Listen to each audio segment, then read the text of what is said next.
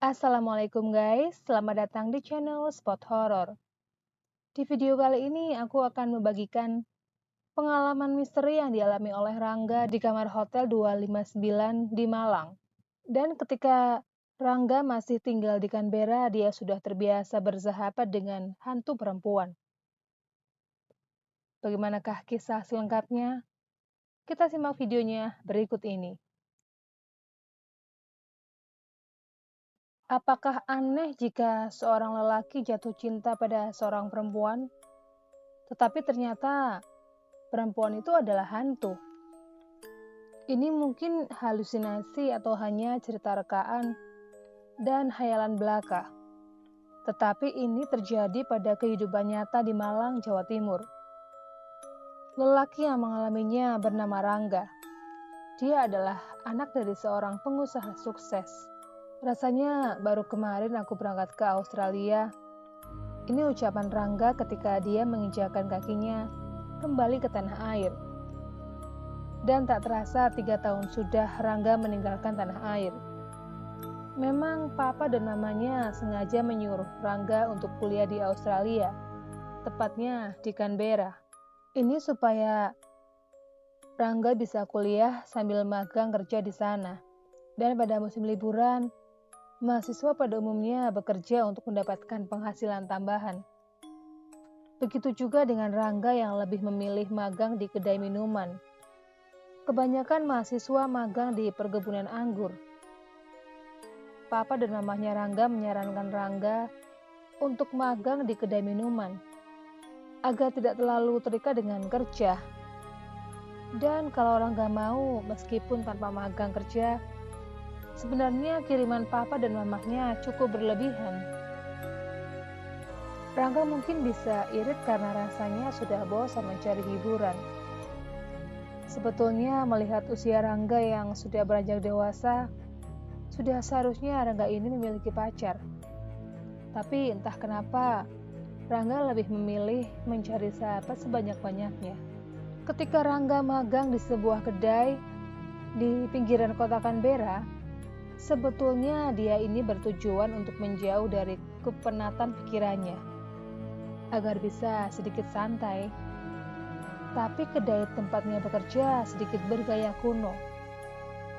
Di kedai itu berkali-kali Rangga dikagetkan dengan penampakan makhluk halus, terutama hantu itu berwajah perempuan, seolah-olah dia minta tolong kepada Rangga untuk membawanya pergi. Dari perasaan takut, akhirnya Rangga menjadi terbiasa bersahabat dengan hantu perempuan itu. Kamu harus kuliah sambil magang kerja di sana. Itu pesan papa ketika aku berangkat ke Australia. Papa harap selepas kamu kuliah, kamu bisa memegang anak perusahaan papa di Malang, Jawa Timur. Rangga hanya mengernyitkan dahinya. Karena baru kali ini papahnya bercerita kalau papahnya punya usaha di Malang. Sebetulnya dalam hati kecilnya, Rangga lebih memilih untuk melanjutkan usaha hotel milik papa di Nusa Dua. Tapi apakah itu mungkin? Karena sudah bertahun-tahun diurus mama.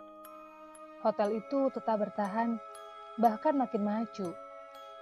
Mungkin naluri seorang perempuan lebih kuat untuk mengembangkan bisnis keluarga di daerah wisata. Terlebih-lebih, hampir setiap bulan ketika masih sekolah, sangat sering berlibur di Bali. Waktu berjalan begitu cepat. Tanpa terasa, Rangga harus melanjutkan usaha papanya di Malang. Meski harus berpisah dengan keluarganya, tetapi tekad kuat Rangga harus bisa membuat gembira papa dan mamanya. Apalagi, Rangga sudah berpisah saat kuliah di Australia. Dengan berbekal surat dari papanya, Rangga mendatangi sebuah hotel yang terletak di tengah kota. Hotel ini termasuk bintang 4 di kota Malang. Anehnya, surat yang diberikan papanya hanya berisi pesan singkat. Tidak ada penjelasan apakah Rangga akan menjabat sebagai manajer atau jabatan penting di hotel tersebut. Sesampainya di lobi hotel, Rangga bergegas menunjukkan surat tersebut ke resepsionis. Dan tanpa prosedur yang berbelit, Rangga langsung menemui manajer hotel yang bernama Reza Ardiansyah. Kamu boleh bekerja di sini, tetapi hanya sebagai room service. Hanya itu jabatan di hotel ini yang kosong. Tapi ijazah saya sarjana, Pak. Rangga mencoba membantah. Terserah. Kalau mau kerja, silahkan. Kalau nggak mau, silahkan cari kerja yang lain. Jawaban Reza begitu ketus. Rangga hanya mendesah panjang. Pikirannya memberontak.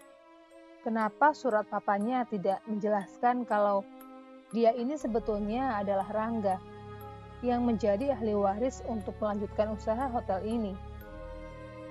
Rangga berjalan gontai, kembali menuju ke resepsionis. Untungnya resepsionis itu baik hati dan perhatian dengan Rangga. Akhirnya Rangga mengetahui kalau resepsionis itu bernama Alina. Wajahnya cukup cantik dan penampilannya menawan. Meski dari gaya bicaranya masih terkesan bukan wanita yang hidup di kota besar pada umumnya. Dan Alina ini bukan tipe Rangga untuk dijadikan lebih dari sekedar sahabat. Peraturan di hotel ini melarang sesama karyawan untuk pacaran. Pasti akan dipecat Reza kalau ketahuan. Karena Alina ini sudah cukup lama bekerja di hotel ini, dia sangat mengerti kalau peraturan yang sering dibuat oleh manajer hotel sering memberatkan karyawan. Dari Alina, Rangga banyak tahu tentang kondisi hotel ini. Termasuk semua karyawan tidak boleh memasuki kamar 259. Dan hal inilah yang membuat Rangga sangat penasaran. Karena di lantai 2 menjadi tugasnya untuk membersihkan seluruh kamar. Tetapi kenapa kamar 259 tidak boleh dibersihkan oleh siapapun? Alina berpesan kepada Rangga agar jangan melanggar aturan itu. Alina begitu khawatir kalau Rangga dipecat. Setiap kali Rangga membersihkan kamar-kamar di lantai 2, pikirannya terus bertanya dan membuatnya penasaran. Kenapa kamar 259 itu tidak boleh dibuka dan dibersihkan? Lantas apa sudah ada yang menempati selamanya? Rasa penasaran itu membuatnya semakin nekat untuk mengetahui ada apa dengan kamar tersebut. Rangga mulai mengatur strategi. Karena malam hari biasanya Reza selaku manajer di hotel tersebut sudah pulang. Untungnya seluruh kunci kamar di lantai 2 dibawa oleh Rangga. Hingga suatu malam, Rangga nekat untuk membuka kamar 259. Kebetulan manajer hotel itu sedang tidak ada. Rangga begitu kaget ketika pintu dibukanya. Dia melihat seorang wanita duduk di depan kaca. Kamar itu begitu harum dengan bau bunga. Sesaat, Rangga ingin cepat-cepat keluar dari kamar itu. Wanita itu mengagetkan Rangga. Rangga hanya tergagap dan bingung untuk menjawabnya. Kamu tidak usah keluar kamar. Kamu duduk di sini aja bersamaku. Wanita itu sambil menunjuk ke ranjang. Rangga semakin gugup. Tiba-tiba keringatnya mengalir begitu deras. Tapi aneh. Semakin keringatnya membasahi bajunya, ruangan kamar itu makin harum semerbak. Baru kali ini Rangga dihadapkan pada posisi dan situasi yang membuat jantungnya seperti mau copot. Wanita itu akhirnya memperkenalkan dirinya. Saat bersalaman, Rangga merasakan betul kalau tangan wanita itu sangat dingin seperti salju. Tapi kenapa wanita itu begitu baik dengan Rangga? Tetapi berkali-kali wanita itu menangis menyesali diri. Kenapa engkau selalu menangis? Tanya Rangga pada wanita itu. Wanita yang bernama Kinasi itu dengan terbata-bata bercerita panjang kepada Rangga. Kinasi itu sebetulnya sudah meninggal. Wanita yang ada di hadapan Rangga sebetulnya seorang hantu yang telah dibunuh oleh Reza. Tubuhnya dikubur di belakang hotel, di bawah joglo taman belakang hotel. Sejak saat itu, hampir setiap malam, Rangga bertemu dengan Kinasih, baik di kamar atau di taman belakang hotel. Sedikit demi sedikit tumbuh perasaan aneh pada diri Rangga. Kenapa dia seperti ingin membahagiakan Kinasih? Apakah ini mungkin menjadi kenyataan dalam hidupnya? Bagaimana nanti seandainya orang tua Rangga mengetahui kalau Rangga telah terjebak dalam dunia mistis yang tidak akan mungkin terwujud? Lama-kelamaan, kebiasaan Rangga untuk menemui Kinasih mulai tercium oleh Reza. Beberapa kali Rangga dipanggil oleh Reza, tetapi selalu saja Rangga tidak kelihatan di semua sudut hotel. Saat Reza menuju ke lantai 2, dia berniat untuk memasuki kamar 259. Tetapi tiba-tiba saja lampu hotel di lantai 2 padam, dan anehnya suara hembusan angin begitu kencang. Reza sedikit bergidik. Dia begitu yakin kalau hantu itu mulai gentayangan lagi. Dalam keadaan gelap, kaki Reza tersandung anak tangga dan akhirnya tubuhnya berguling jatuh ke lantai bawah.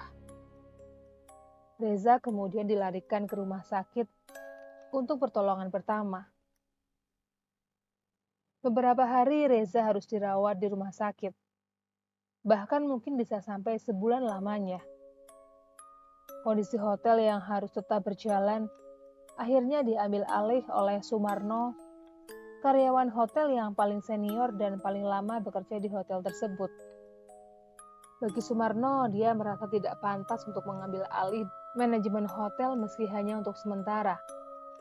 Sumarno langsung menghubungi pemilik hotel untuk memastikan hotel ini tetap berjalan. Keesokan harinya pemilik hotel datang untuk melihat kondisi hotel. Pak Tirta sudah lama sekali tidak pernah mengunjungi hotelnya ini. Setelah mengetahui duduk permasalahannya dan di hadapan semua karyawan, akhirnya Pak Tirta menunjuk Rangga untuk mengelola hotel ini seterusnya. Rangga ini anak saya, dan dialah yang akan meneruskan usaha saya. Pak Tirta sambil menunjuk Rangga seakan ingin memastikan di hadapan semua karyawan. Semua karyawan tertunduk dan kaget dengan ucapan Pak Tirta. Sejak saat itu, Rangga yang mengendalikan usaha hotel milik keluarganya. Ruang kerja Reza diambil alih, dan Rangga memilih untuk tidur di kamar 259. Tetapi beberapa hari Rangga menginap di kamar tersebut, Rangga tidak pernah bertemu dengan Kinasih. Apakah Kinasih sudah merasa tenang? Dan ketika Rangga membuka laci meja kerjanya, sebuah foto ditemukannya. Tak salah lagi, itu adalah foto Kinasih. Sepintas dari pantulan cahaya kaca di ruangan itu, ada bayangan yang berjalan ke sana kemari. Ruangan itu tiba-tiba beraroma wangi. Rangga yakin, bayangan itu adalah Kinasih. Kinasih? Rangga memanggil wanita itu. Tetap saja tidak ada suara jawaban.